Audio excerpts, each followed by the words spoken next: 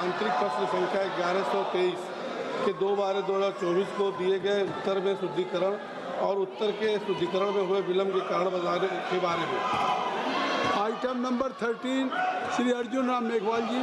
Honourable chairperson sir, with your kind permission, on behalf of my colleague Shri Jain Chaudhary, I rise to make a statement regarding the status of implementation of the recommendations contained in the third report of the Standing Committee on Labour, Textile and Skill Development on demand for grant 2024-2025 pertaining to the Ministry of Skill Development and Entrepreneurship, and the status of implementation of the recommendations contained in the sixth report of the Standing Committee on Labour, Textile and Skill Development on demand for grants 2025-26 pertaining to the Ministry of Skill Development and Entrepreneurship. Thank you. Item number 14 Shri Ganesh Singh ji. Shri Ganesh Singh ji. अध्यक्ष महोदय, मैं सिफारिश करता हूँ सभा द्वारा दिनांक 1/7/2024 को स्वीकृत प्रस्ताव में क्रम संख्या 7 की मत के पैरा 3 के अनुसरण में इस सभा के सदस्य अन्य पिछड़े वर्गों के कल्याण संबंधी समिति की पहली बैठक की तारीख से आरंभ होने वाली 1 वर्ष की अवधि के लिए समिति के सदस्यों के रूप में कार्य करने के लिए अपने में से 20 सदस्य एकल संक्रमणी मत द्वारा आनुपातिक प्रतिनिधित्व प्रणाली के अनुसार निर्वाचित करें।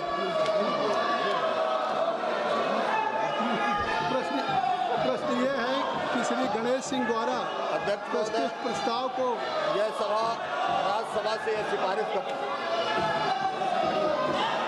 प्रश्न ये है कि श्री गणेश सिंह द्वारा प्रस्तुत प्रस्ताव को स्वीकृत किया जाए।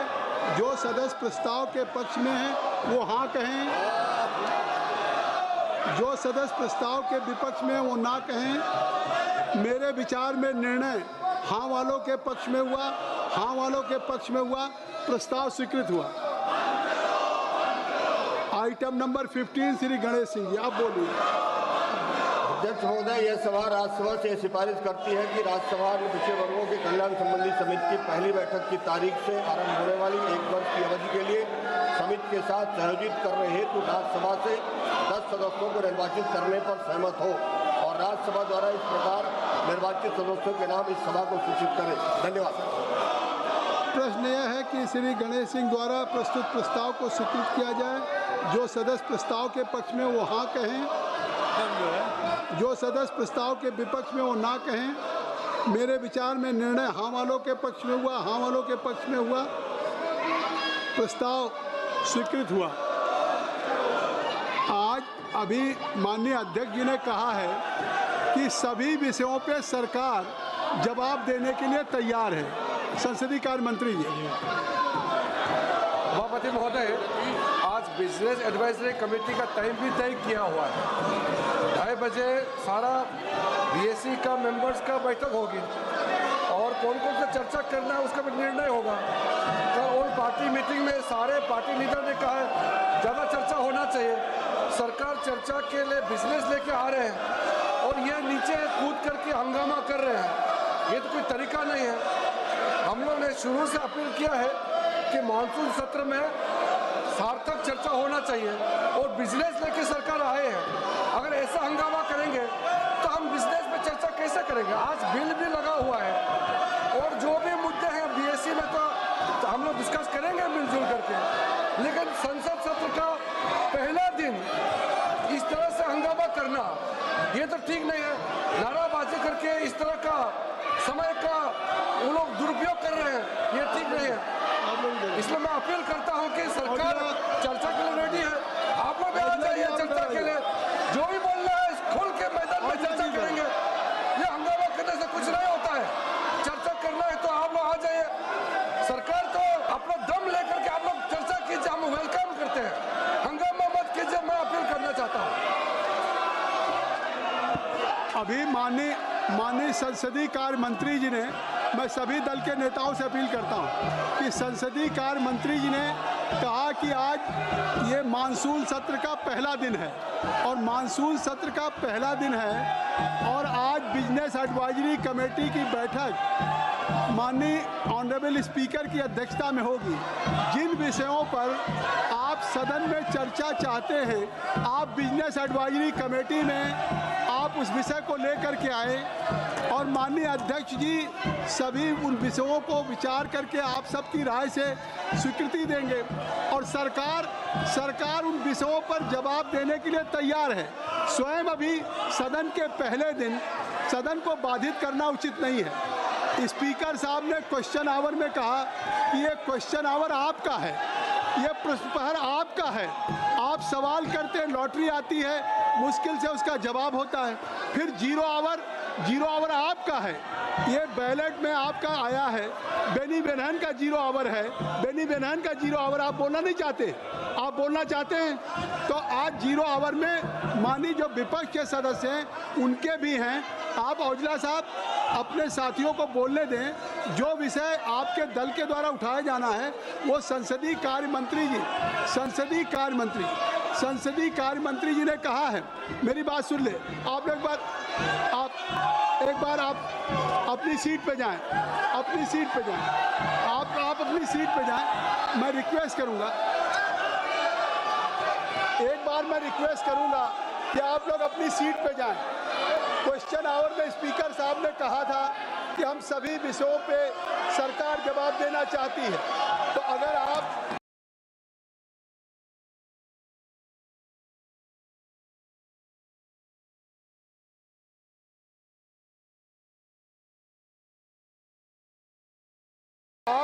हम इस सदन को चलाना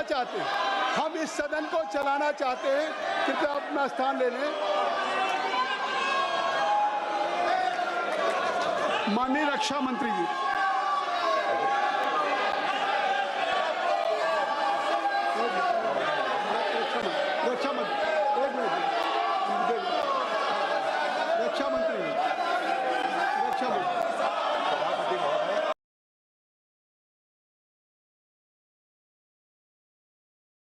रक्षा मंत्री, nothing will go on record except only रक्षा मंत्री।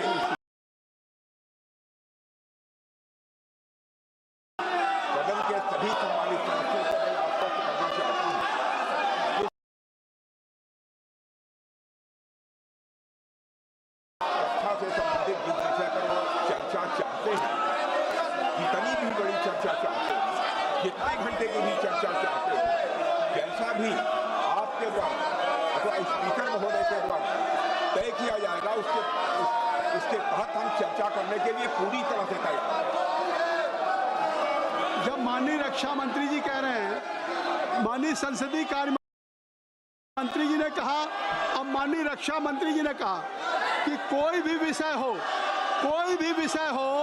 सरकार उस विषय पे चर्चा करने के लिए तैयार है। सरकार आपके द्वारा उठाई गए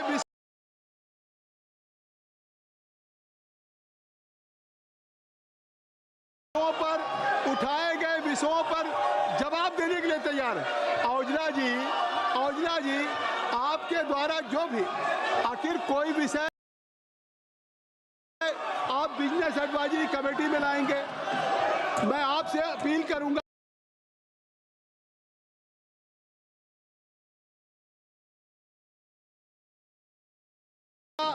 लीडर ऑफ अपोजिशन से अपील करूंगा, राहुल गांधी से अपील करूंगा कि आप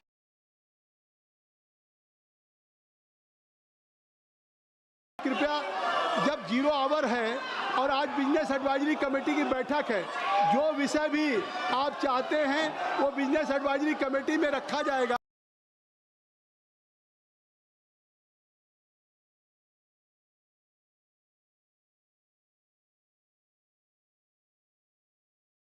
और आप सबकी राय से उसको विषय पे चर्चा होगी। रक्षा मंत्री जी ने अभी कहा है, संसदीय कार्य मंत्री ने कहा है, अभी संसदीय कार्य मंत्री ने कहा, ये सदन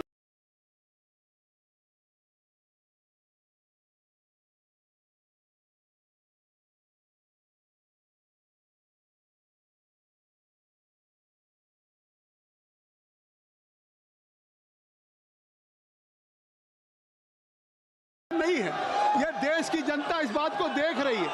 देश की जनता मानसून सत्र के दिन, पहले दिन आपने देखा कि सरकार तैयार है। प्रधानमंत्री जी ने कहा कि ये विजयोत्सव का पर्व है। पूरी दुनिया ने सेना के पराक्रम को देखा है, जिस तरह से लक्षित हमारी तीसरी अर्थव्यवस्था है। तो आखिर ये सदन देश आगे जा रहा है।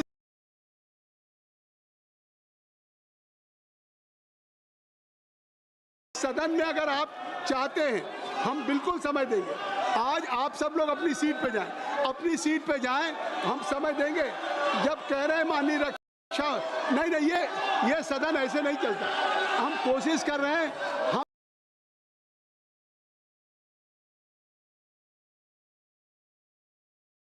सदन चलाना चाहिए। क्यों एडजस्ट करें? हम चाहते हैं कि सदन चले। आपका 0 आवर है, मैं चाहता हूं आपको अवसर दूं। जितने माननीय सदस्य के 0 आवर में आए हैं, मैं उनको सबको अवसर देना चाहता हूं, लेकिन आप सदन नहीं चलने देना चाहते। आप सदन का पहला दिन इतना महत्वपूर्ण दिन है, आप इसको चलने नहीं देना चाहते हैं। इसलिए मैं सभा की कार्रवाई 2 बजे तक के लिए स्थगित करता हूं।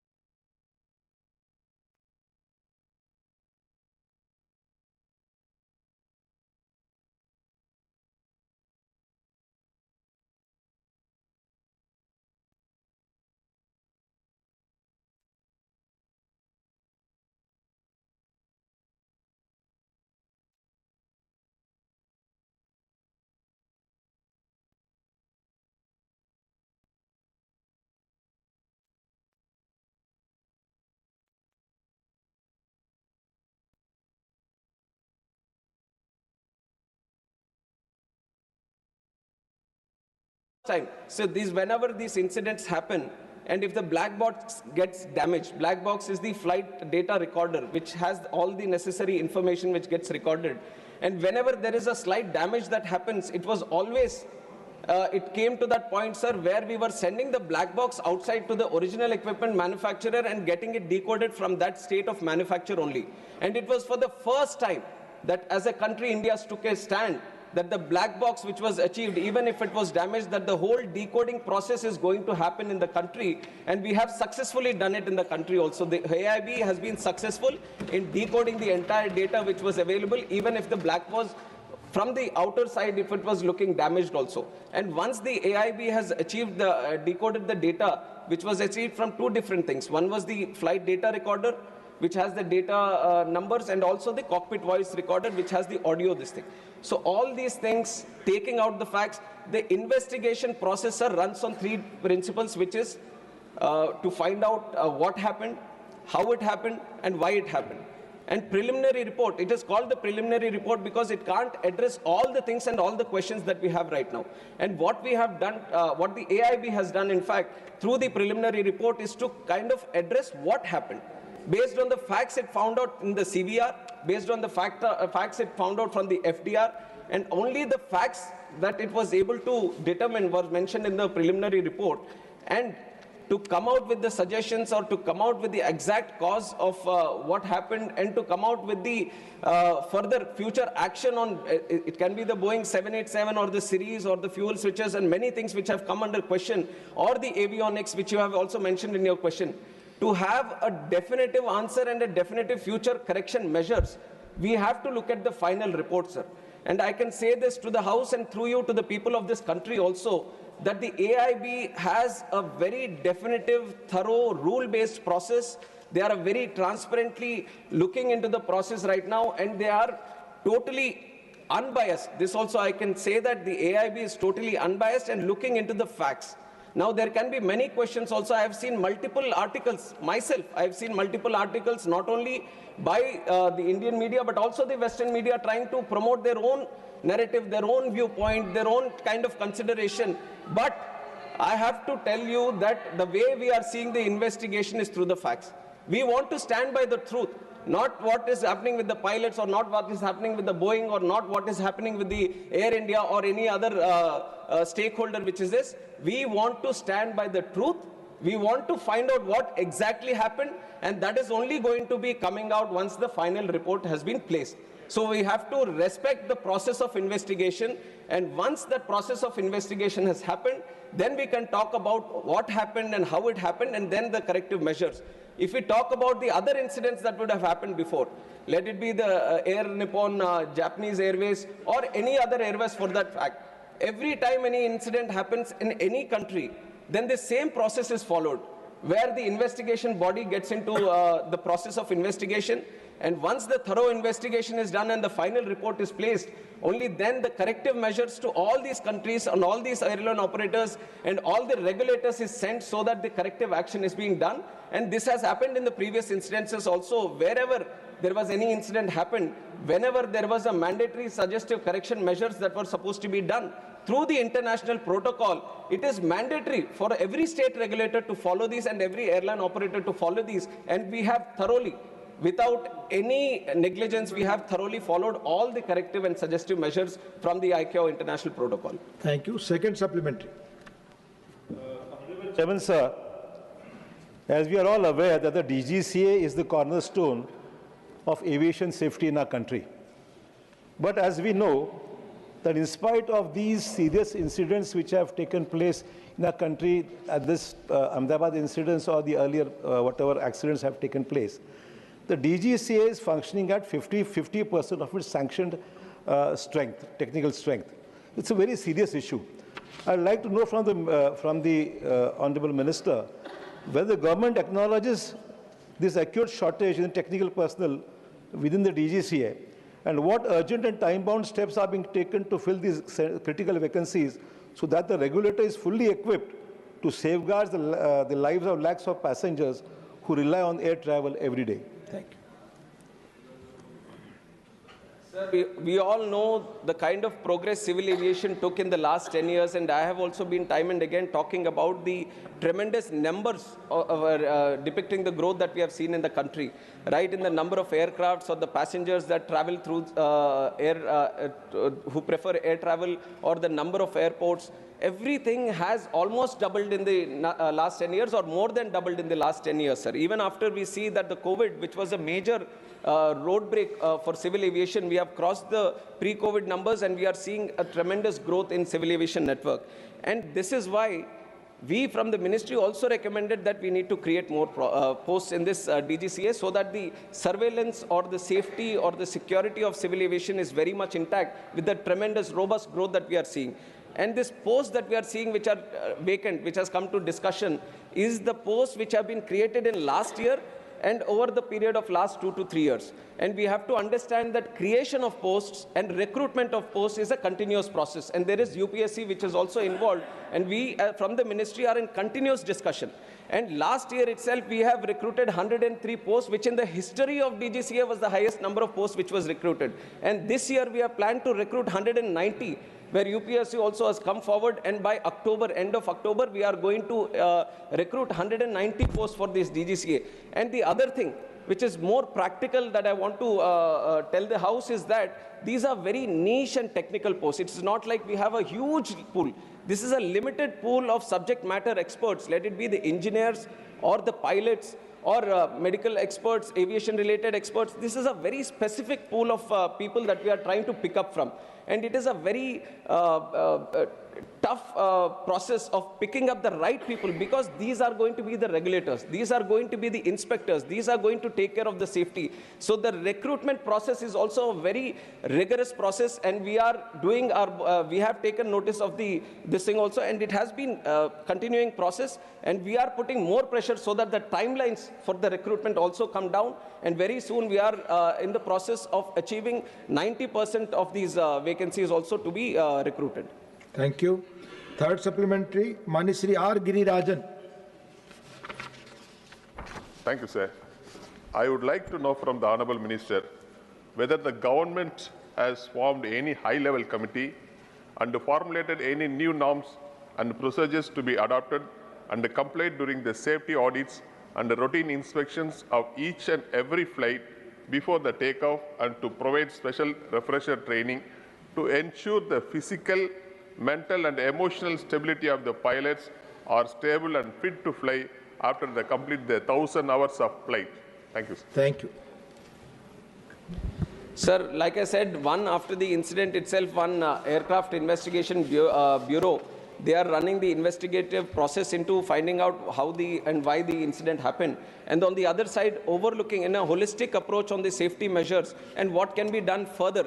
Because not only within the country, we are also trying to study other countries across the world where there might be better safety measures in their own countries. So we have also formed a high-level committee under the chairmanship of Home Secretary, and all important people from the aviation are also participating in it. And they are calling people from multiple sectors who are necessary to give more suggestions regarding this. And it is an ongoing process, sir. It was formed right after the incident, and it has got a timeline of 3 months so that they can have multiple meetings within this. And the question which has been put up by the honorable member is also discussed within that committee, and we are all hoping that they come up with some good measures. We already have very robust safety mechanism in the country. We all have to be aware of this process, that it is not that something extravagant or something outside the box is required for the country. We have a very good safety mechanism. Today, if you look at the numbers, today domestically there are 2,909 departures that are happening in the country. 2,909. And internationally, if you look, 624. So overall, the number of departures that are happening every day from the country is 3,500. And around 5 lakh passengers are traveling every day by air. Even today, these are numbers that I have taken from today. So 5 lakh passengers are traveling safely every day. 3,500 flights are taking off every day from the country. So we have a very good process, but we are not stopping there. We want things to be brought down to zero in terms of incidents or anything. That is the process that we have. That is the integrity that we have, and that is the target that we have. So we are being more open now to the suggestions that are coming into our side, and we are looking at the international process also, and some of the countries where they feel, because ICAO, which is the International Civil Aviation Organization, always has a third eye on all the countries which are running operations, which are having these civil aviation networks, because civil aviation is not a thing where it is just within the country. It is not limited within the country. There are airlines from our country which are registered in India going into other countries and picking up and traveling passengers of other countries also. And likewise, other countries, airlines are coming into our country and they are picking up our passengers. So this is a global thing. And all the countries which are having these civil aviation departments or ministries or sectors, they all have to comply with the Civil Aviation Organization, International Civil Aviation Organization protocols. And we have been very committed to maintain those protocols. And we have a very effective score of 85 in the International Civil Aviation Organization safety score. And there are other countries, and you have to imagine the numbers that India has. We have more than 160 airports in the country. And I've given you the number of passengers that are traveling every day. In other countries, you might say that New Zealand or UAE or this thing, how many airports they have? 1, 2, 3? And we are operating at such a vast scale. And that is not like an excuse I'm putting, but that is the kind of growth that we have seen in the country, and the kind of growth we are trying to maintain by also having a 100% safe and secure civil aviation network. Dr. Fauzia Khan.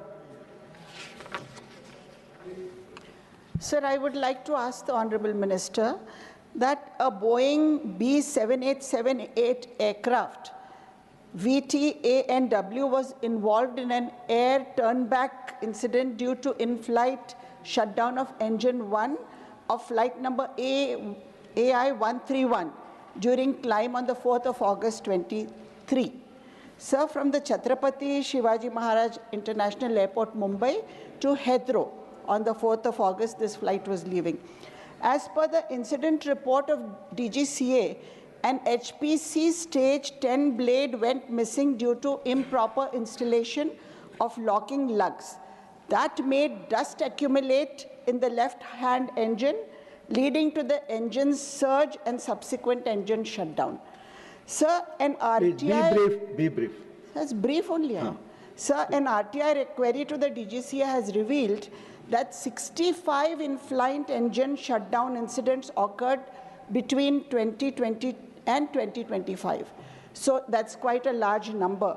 In that regard, what specific measures will the government take, as you spoke about such a large number of operations? So, and we have very advanced technology as well. So in order to have a quick before flight inspection of engine and exhaust systems, what measures will the government adopt? Thank you. Sir, in terms of safety, I have to also tell that the DGCA has inspections which are planned surveillance, ramp inspections of both the domestic and the foreign sector, spot checks and night surveillance. And this is done through an annual surveillance and safety plan that the DGCA prepares. And based on the regular checking that happens, they have a overlooking safety audit also that is happening all over the country. And they keep monitoring each and every plane. They keep monitoring each and every airport and all the safety measures that are being listed. And everything is very thoroughly monitored. And whenever these kind of incidents happen, let us say there is an in-flight, some engine malfunction that has happened. And these, you have pointed out to one specific aircraft where there seems to be one specific issue. But there are multiple kinds of issues that can happen. Some may be due to the weather, or some might be due to bird hits that happen. So there are multiple unpredictable and weather-related issues also that are there. Everything is properly taken into account. But for that, to ensure that the operations are still safe, even if it is mid-flight journey or on the ground, any incident that is happening, there is a thorough protocol. And it is not that we have invented the protocol or we have invented the safety process. There is a process that the original equipment manufacturer, suppose the Boeing is making the plane, Boeing itself has to list out what all safety measures that has to be done. And on top of that, the FAA, which is the state regulator of that country, it also goes through a process of seeing the design, the maintenance and manufacture. It comes out with the process. Then there is the International Civil Aviation Organization, which overlooks all this, and it comes out with the process. And once that plane is coming back to our country, our state regulator, which is the DGCA, it goes through all these processes, and if mandatory, adds some more processes from its side, so that every single flight before it takes off goes through a specific maintenance based on the line maintenance, base maintenance, engine maintenance. Everything is properly checked from the pilot also. Before taking off, pilot also on ground, he goes around the aircraft and checks all the things. Aircraft maintenance engineer also does another checking. After robust checking and properly jotting down what is happening with the aircraft, only then looking at the rules and procedures, if the aircraft is good for taking off at that time, only then it is supposed to be taken off. So all the processes are thoroughly listed, and we, on behalf of the ministry and from the regulator DGCA, we ensure that there is no negligence and there is no incompetence on any of the processes, and everything is very thoroughly monitored. And if anything occurs also, and if there is anything which occurs due to negligence, then we take serious action on both the operator and any necessary person, and we impose penalties, suspensions. All the process of enforcement is also duly listed. Thank you. Last supplementary on this question, Mani Satnam Singh Sandhu. Sir, मेरा सवाल इस हादसे में मारे गए unlucky लोगों के लिए है। जो लोग इस हादसे में मारे गए हैं उनकी जान की भरपाई तो नहीं हो सकती, लेकिन फिर भी जो बेस्ट पॉसिबल फैमिली के लिए हो सकता है वो होता है। इस हादसे में मारे गए पैसेंजर्स के लिए तो कॉम्पनसेशन अनाउंस की गई है, लेकिन इसमें मेडिकल छात्र भी मारे गए। एक मेडिकल कॉलेज के स्टूडेंट्स जो अपने हॉस्टल में खाना खा रहे थे, मेरा सवाल उनको लेकर है कि उनके लिए कॉम्पनसेशन हुई है और क्या उनकी फैमिली जो ट्रॉमा में है उनको कोई साइकोलॉजिकल हेल्प देने की कोशिश की गई है? धन्यवाद। Thank you. Sir, first of all, I'd like to, through this house, also offer my condolences to the families of both the passengers who were traveling in the plane, the crew and the passengers, and also the students, the families of both the students also. And this has been our idea right from the time the incident took place, that we are not going to differentiate between the victims, saying that Acha, these are the people who have traveled in the plane and these are the other ones who have got affected or succumbed to outside injuries outside the plane. And all the support that is being extended to the victims of the families inside the plane, the same assistance is being extended to all the families of the people, students who have died outside also, sir. And the compensation also equally, they have also been taken into account and they are being provided the compensation and the necessary support for the future also.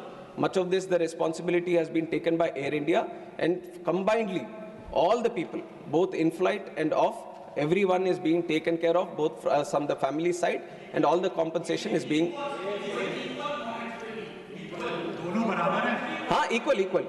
equal. And this not only in terms of compensation definitely equal, but in terms of assistance also that we are trying to provide from the government side, there is no difference. We are keeping, both are being taken into account in the same process. Question number 3, Shrimati Rekha Sharma ji. माननीय मंत्री जी, पहला supplementary. Sir, through you, I would like to ask Honorable Minister, sir, whether the government has undertaken specific initiatives to promote digital upgradation and adoption of emerging technologies, such as artificial intelligence among MSMEs in Haryana, to enhance productivity and competitiveness. माननीय मंत्री जी।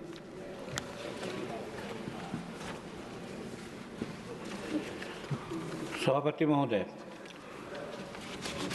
मूल रूप में हरियाणा का जहाँ तक सवाल है, उसमें हम लोगों ने ये जो AI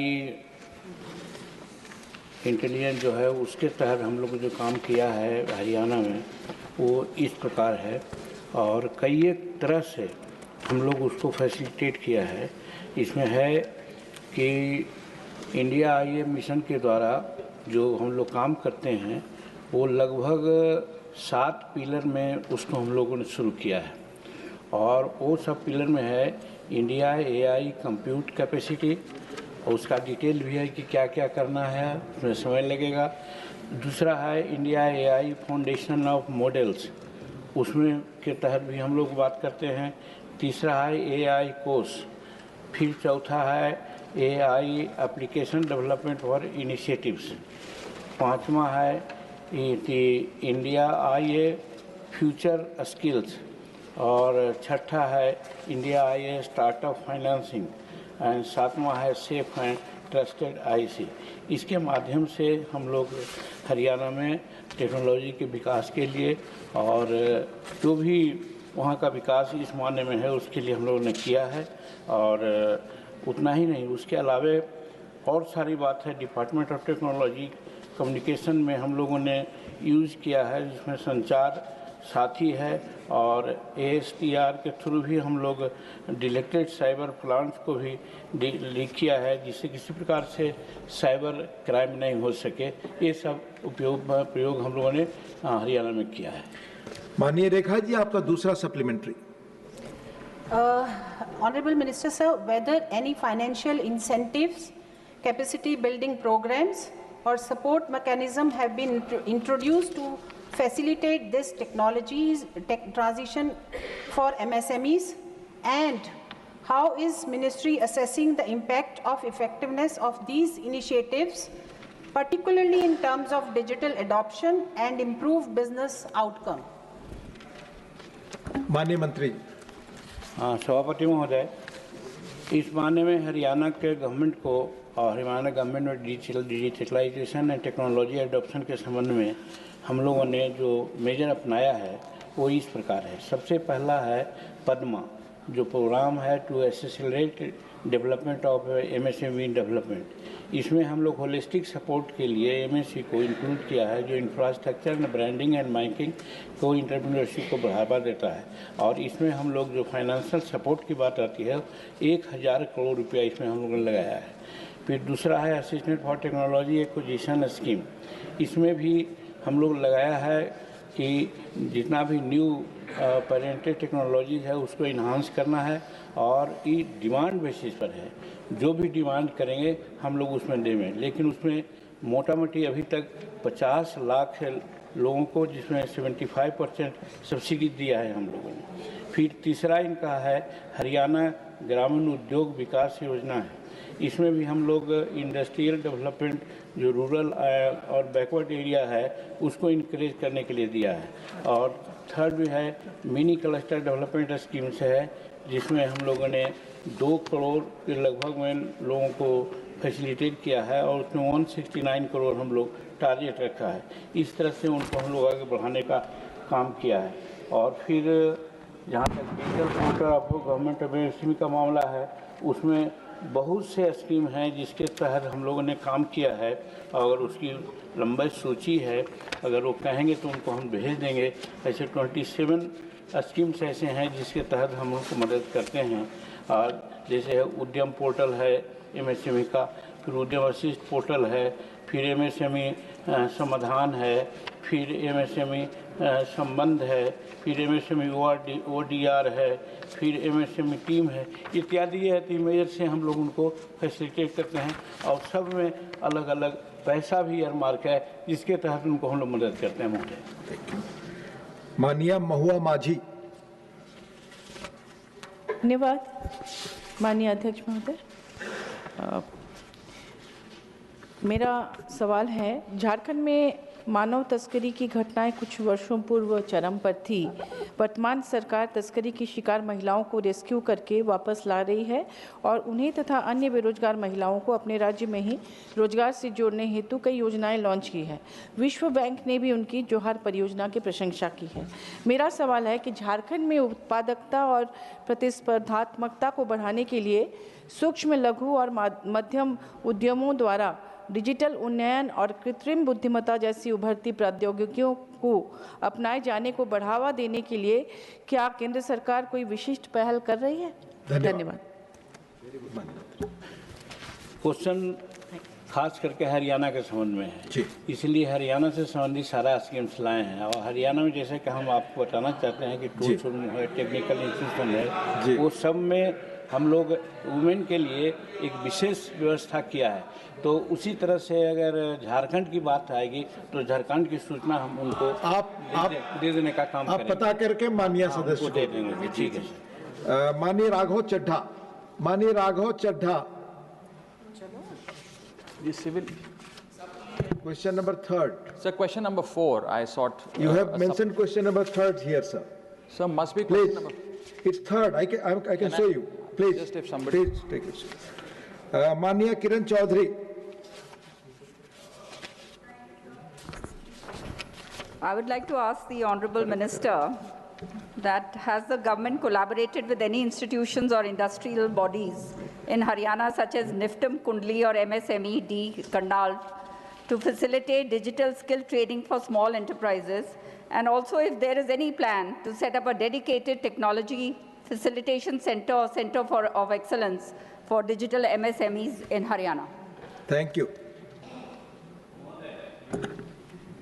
इस तरह के काम के लिए हम लोग हरियाणा सहित समस्त देश में टूल्स रूम, एक्सटेंशन रूम और एक्सप्रेशन सेंटर के माध्यम से हम लोग काम करते हैं। जहाँ तक यहाँ हरियाणा का सवाल है, उसमें हम लोगों ने जो दिया है टूल्स रूम और टेक्नोलॉजी सेंटर जो कंट्री में दिया है उसका भी लिस्ट है। जैसे Indo German tools room Aurangabad Maharashtra में है, institute of design and electrical measuring instrument है। इसी तरह से हमारे यहाँ सेंट्रल टूल्स रूम में ट्रेनिंग सेंटर CTTS भुवनेश्वर में है, Indo Danish tools room DTR Jamshedpur में है। इस तरह से अनेकों सेंटर हम लोग ने बनाया है इसी टेक्नोलॉजी के विकास के लिए। और फिर जैसे कॉमन फैसिलिटी सेंटर का सवाल है, उसमें हम लोग 5 जगहों में इस तरह की व्यवस्था की है। और उसमें है कि लोकेशन ऑफ द प्रोजेक्ट अगर है तो उसमें फुटवेयर क्लस्टर भुवनेश्वर बहादुरपुर जयगिर में है। और उसमें भी दिया है कि डेट ऑफ अप्रूवल है 3/12/2012 से दिया है। और प्रोजेक्ट कॉस्ट है 1509.82 करोड़ रुपया का है। और गवर्नमेंट ऑफ इंडिया का ग्रांट अप्रूव्ड उसमें है 916.68 है। उसी तरह से प्रिंटिंग एंड पैकेजिंग क्लस्टर का भी है जो करनाल में है। उसमें भी है डिटेल सर, पैसा करने में समय लगेगा, लेकिन हमारे पास है, ये उनको हम भेज देंगे जिसमें डिटेल है कि कहाँ कहाँ हम लोग किया है। खाली क्लस्टर का नाम हम दे देते हैं। 2 को बताया हमने कि food cluster Bahadurganj, printing and packaging cluster, pharmaceutical cluster है, फिर इंजीनियरिंग क्लस्टर यमुनानगर में है, फिर प्लाईवुड क्लस्टर जमुनानगर में है। और ये सब में कब शुरू किया है, कितना पैसा दिया है, वो सब इसमें इंडिकेटेड है महोदय। तो मैंने हम लोगों ने इसके लिए किया है। और जहाँ तक state technology centre being establish Haryana का मामला है, तो पहले ही बताया कि टेक्नोलॉजी सेंटर रोहतक में हम लोगों ने शुरू करने का प्रयास किया है। और हम समझते हैं कि जल्दी ही इसमें सारा काम हम लोग शुरू कर देंगे। माननीय Ravi Chandra Baddi Raju, question relates to Haryana. No, sir. Country एक है ना sir. If the honorable minister wants to reply, sir, MSME के बारे में बात कर आपसे sir. Lakhs of people are depending upon MSMEs. However, they are struggling to get a decent income from the sector. Lack of the proper support from the government will create various problems in front of them. So my question is, how much is the total allocated amount as a union government subsidy to this sector? Thank you. महोदय, MSME का 3 अंग है एक तरह से। उसमें सूक्ष्म, लघु और मध्यम उद्योग के माध्यम से काम करते हैं। विशेषकर हमने सूक्ष्म और मध्यम उद्योग को लिया है। और मध्यम उद्योग और सूक्ष्म उद्योग में 2 तरह से हम लोग काम करते हैं। एक उसको पोर्टल दिए बनाया है, उस पोर्टल में एक उद्यम पोर्टल है और उद्यम असिस्ट पोर्टल है। जहाँ तक इसको आगे पैसा देने की बात है, इसमें हम बताना चाहते हैं कि उद्यम में और उद्यम असिस्ट लेकर के दोनों में हम लोग 28 करोड़ समथिंग लोगों को हम लोग अभी तक रोजगार दिया है। और रजिस्ट्रेशन का जहाँ तक सवाल है 6 करोड़ समथिंग है। कहने का मतलब हम यहाँ कहना चाहते हैं कि प्रधानमंत्री के बारे में लोग प्रायः कहते हैं कि प्रधानमंत्री जी सिर्फ बात बोलते हैं। मैं आपको बताना चाहता हूँ इस गेस्ट हाउस को कि हमारे MSME के माध्यम से ही आज 28 करोड़ और 6 करोड़ 34 करोड़ लोगों को हम 2016 से आज तक के हम लोगों ने रोजगार देने का काम किया है। ये महत्वपूर्ण बात है। और इसमें जहाँ तक पैसा इन्वेस्टमेंट का सवाल है, हम लोग जैसे PM विश्वकर्मा योजना के माध्यम से भी हम लोग छोटे छोटे उद्योगों को, जिसमें वो चमड़ा का काम करते हैं, ये सैलून का काम करते हैं, जिनको कोई आज तक नहीं देखा है, हमारे प्राइम मिनिस्टर नरेंद्र मोदी जी ने उसके लिए भी PM विश्वकर्मा योजना के माध्यम से काम किया है। और उसमें सर्टेन राशि भी अलॉट किया है। और राशि का जहाँ तक सवाल है, हमारे यहाँ राशि की कोई कमी नहीं है। जो भी होता है हम लोग उसको देते हैं। इसलिए हर आइटम में राशि बताना हमारे समझ से संभव अभी नहीं है। अगर होगा तो माननीय सदस्य को हम भेज देंगे। आप हाँ माननीय Last supplementary on this, Dr. Kalpana Saini. No, please. नहीं, माननीय चड्ढा जी ने नहीं लिया था सप्लीमेंट्री अपना। Question number 4 now Shri Manoj Kumar Jha ji. माननीय मंत्री जी, इसने सर अभी बोला कहाँ से? नहीं, अभी सवाल के लिए। हाँ। तो let me complete first formality, उसके बाद पहला सप्लीमेंट्री अब आप पूछिए। आप नहीं, मैं शुक्रिया अदा, इसलिए मैं परेशान था कि वक्त ना चला जाए। पर्याप्त वक्त है। Thank you sir. नहीं, फर्स्ट सप्लीमेंट्री वो पूछ रहे हैं। You are here just. माननीय उपसभापति जी, आपके माध्यम से माननीय मंत्री जी, अभी आज मैं देख रहा था कि इस विषय पर तमाम सदस्यों ने अपनी चिंता व्यक्त की है और वो देश की सामूहिक चिंता है। मुझे अफसोस के साथ पहली सप्लीमेंट्री आने से पहले कहूं कि एक रिपोर्ट लीक होती है, टेलीविजन डिबेट्स में पायलट को विलेन बना दिया जाता है। वो बेचारे दुनिया में आके कहेंगे नहीं कि हम गुनहगार हैं या कोई टेक्निकल मैलफंक्शन। खैर, मेरा पहला है कि जब FAA की federal US federal aviation administration की 2018 और यूके की सिविल एविएशन अथॉरिटी ने ये सारे एडवाइजरी पहले जारी की थे फ्यूल स्विच सिस्टम की। अभी हाल में आपने खास करके बोइंग 737 और 787 एयरक्राफ्ट के लिए मैंडेटरी किया है कि आप उसकी ऑडिट करिए, उसकी सेफ्टी सिक्योरिटी मैकेनिज्म को चेक कीजिए।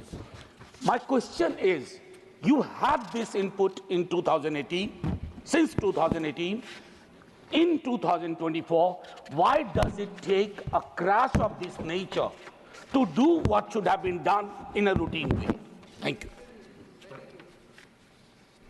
Sir, your question also has the answer. In a routine way, all these checks are already done. When there is a directive that is issued, then there is a special check that is done. But in terms of all the equipment that is there, according to the protocol that is listed, all the checks are thoroughly done. It is not that only when they say that this has to be checked, there is a special check that is done. All the fuel switches, all the cockpit, all the tires, everything get checked very robustly, very regularly. That is why we have a very tough process. But taking an advance leg, like you said, we wanted to be more thorough. All checking has been duly happening from that time. And what you have mentioned, what the FAA has done also, there are two types of directives. That is, one is the AD, which is the Airworthiness Directive, which is a mandatory, that all the other state regulators, they all follow. But what you have mentioned right now is a special Airworthiness Information Bulletin, which is not a mandatory thing. Like you said, if necessary, then the state regulator can do it. But at that point of time, the regulator also took a call that this is not a mandatory thing, and we, on our process of ensuring safety, we have a very good, robust process.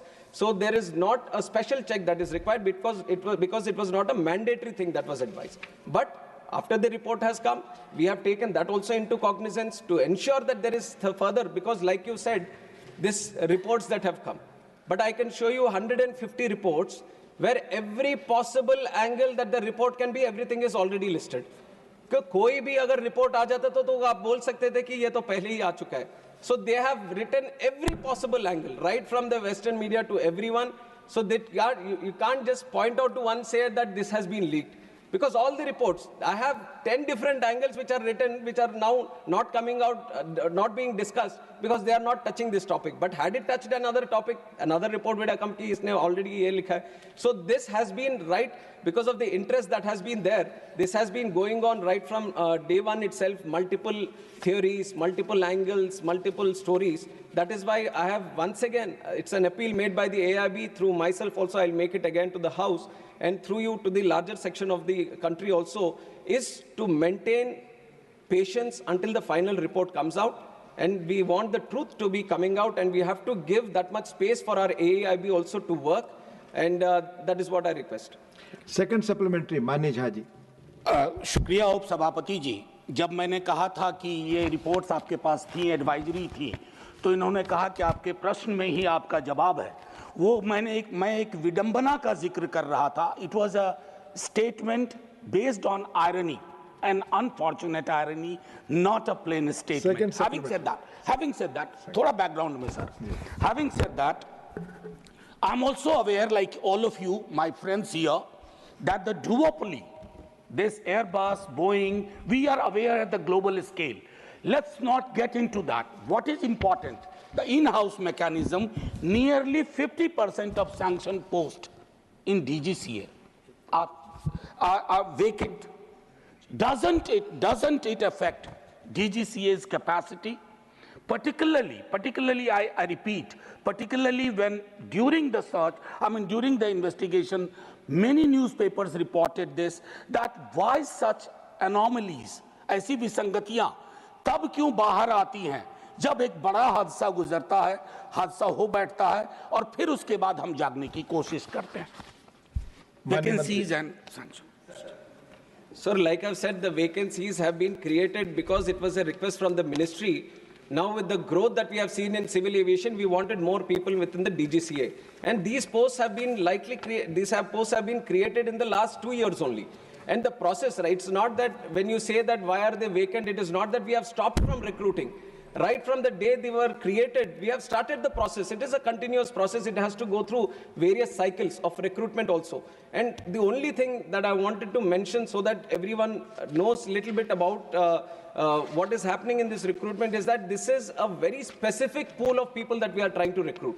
It is not that we have extensive pool of people. These are subject matter experts, especially in aviation. We are trying to pick up senior people that we are trying to pick up and who have a demand internationally and in other wings also. And we have a lot of people coming in from Air Force and they have their own preferences also. So there is a limited pool that we are trying to work with, and we have done every single, in fact, we have put in more effort to do this. That is why I have also mentioned that in the last year, 103 posts which have been recruited was the highest ever.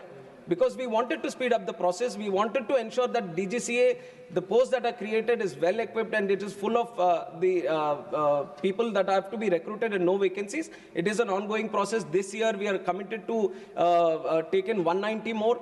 And also in the future, all the posts are being worked out in such a way that no vacancies, the situation of no vacancies does not arise. First supplementary, Mani Sanjay Singh, not present. Mani Sri Raghav Chadha.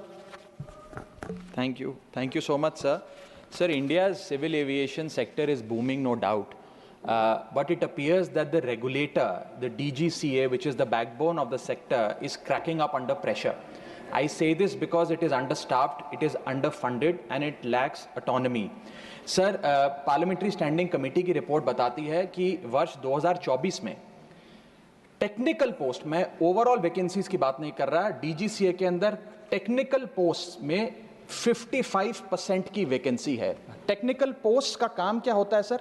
Air safety inspection, passenger safety, pilot licensing, aircraft maintenance और airworthiness. Sir ये shortage नहीं, ये crisis है। और मुझे लगता है sir there is no, thank you sir, sir सवाल पे आ रहा हूं, that there is no margin of error in the skies. तो मेरा माननीय मंत्री जी से सर आपके माध्यम से सवाल है कि हम एक डीजीसीए को सेबी जो एक फाइनेंशियल मार्केट का इंडिपेंडेंट रेगुलेटर है और ट्राई जो टेलीकॉम सेक्टर का एक इंडिपेंडेंट रेगुलेटर है, ऐसा ही एक ऑटोनॉमस स्टैट्यूटरी बॉडी में क्यों नहीं तब्दील करते? और दूसरा टेक्निकल पोस्ट की वैकेंसी कब तक भरी जाएगी? Please, thank you. Sir, I have to place on record that the DGCA is not under any kind of pressure. It is operating with utmost seriousness, professionalism, and all the requirements that are there that actually strengthens it according to the International Civil Aviation Protocol. At this moment that you're seeing, I've already explained it in a couple of questions also, the situation is that the posts were just recently created. And like you said, when it comes to the technical posts, you need that right technical capabilities people only to be sitting in those posts. And when you look at that kind of experience, that kind of situation, then obviously the pool which is limited makes it much more difficult to engage these people. And these are people who are having to regulate the safety, which is of the prime most importance. The whole fundamental pillar for the growth of our civil aviation sector has been the safety and security of the people and the operations. So keeping that intact, the process itself has so much technical this thing that it gets a little difficult, but we have been trying with the UPSC and other people also to engage the right people so that the timelines which takes for it to engage these people gets reduced. And Honorable Member has also talked about the budget. We have seen in the last 1 year also the 10% increase in the budget is there, and accordingly whenever required, definitely your suggestions have been noted, and whatever best can be done to assist DGCA to be more powerful and more engaging in terms of ensuring the safety, we will be doing it from our side. Mania Priyanka ji. Thank you so much, Honorable Chairman, sir. Sir, there comes a moment in time, when we keep our politics aside, and this particular air crash gave us that moment for even civil aviation to understand the challenges and the loopholes that exist. Sir, my question is very specific, which I've written to the Honorable Minister about, that he told us to be patient with the final report. We were absolutely patient with the interim report too. But why is it that the report was released to the Indian people at 2 a.m. in the morning, and there was no briefing done with regards to the AAIB report. So just one question related to the same thing. Pilots have raised their concern that there is no aviation expert who is sitting on that AAIB panel. Why is that so? If Honorable Minister could address that, I'd be grateful. Thank you. Thank you so much. Sir, I'll address the second part first, where it says that no aviation experts have been there. It is not true. There are two subject matter experts in terms of pilots who have been engaged within the investigation team, and likewise other engineers and all from the industry also have been engaged, and International Civil Aviation Organization observer also from the UN, where a lot of articles were there that he was rejected and all. So baseless articles have come up at the time, but everyone who was supposed to be in the investigation team, they have all been there. In fact, pilots have also been there. So that addresses the second part. And also regarding the report releasing, it was entirely up to the AIB. It was up to the AIB to finish the report and to release the report. And it's not that when they finished, then they uploaded it. It is according to their this thing. I don't think there was very specific reason of why it has been released in the night or in the morning. It was the report which was supposed to be released, and it was released at that time. Dr. John Britas. Specific shortage of time. So after the Kozhikode air crash, the Aircraft Accident Investigation Bureau, AIB, has set up a flight data recorder and cockpit voice recorder lab, incurring a cost of 879 lakhs. Is it a fact that the investigation, even after that, the investigation is being conducted by AIB lab, or has the Indian government sought any assistance from a foreign country? Thank you, Manevantri. Sir, I have mentioned in the answer of the first question that this is the first time the FDR, the CVR has been decoded in the country, and how we have done it and why we are saying that we have done it is exactly because we have started the lab which could be able to do it here in India itself. And the money which was there has been put in to establish this lab. It's now, and because of the lab itself, we were able to do it in the country. The House stands in-house, the House stands adjourned to meet at 2 p.m. lunch.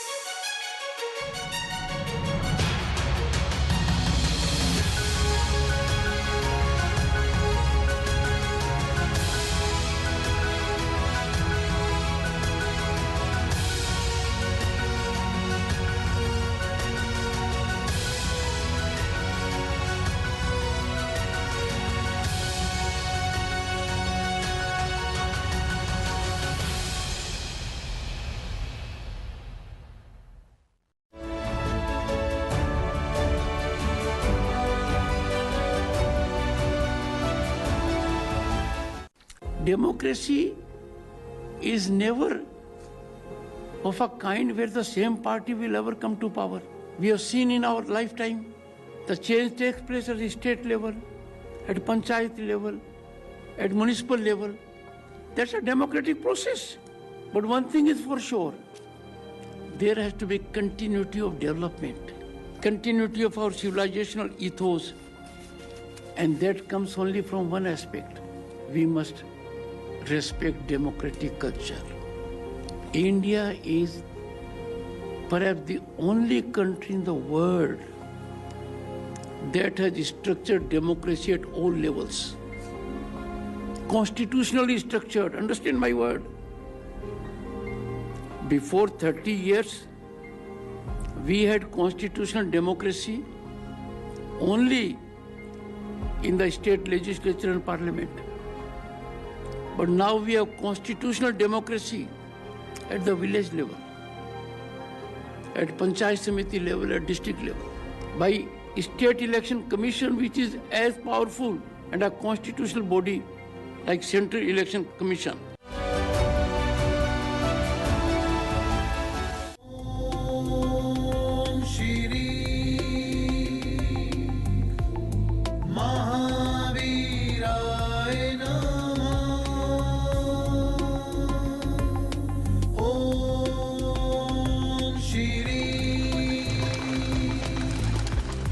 Maha